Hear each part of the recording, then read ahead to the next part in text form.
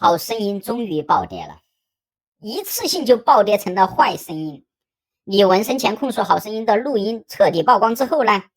好声音股票市值暴跌了226亿港币。这家企业就是叫星空华文，是好声音节目制作的幕后公司。这个公司在上周周五一天就暴跌了 23%， 然后继续暴跌 31%， 所以2天股价加起来就接近腰斩了嘛，市值直接跌去了226亿啊！很显然，中国好声音节目组严重低估了李玟的影响力。这2天越来越多的明星站出来为李玟声援，好声音节目的口碑就自然是直线下滑了。豆瓣评分从之前的超高分直接跌到了 3.0，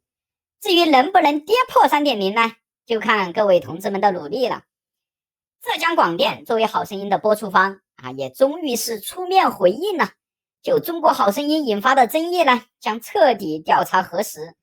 至于具体的真相了嘛，现在还没有结果我们拭目以待。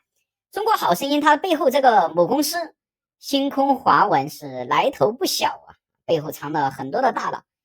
星空华文一开始是由李嘉诚的儿子李泽钜花了4亿美元创办的，然后在1993年，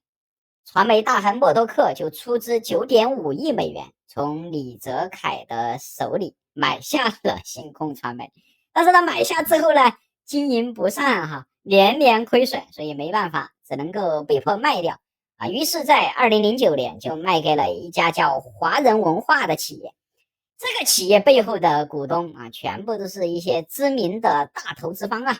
说起来都是如雷贯耳的。然后华人文化买入星空华文之后呢，就开始打造好声音这个节目。好声音是从2012年开始突然爆火的，星空华文借助好声音的爆火，一路斩获各路资本，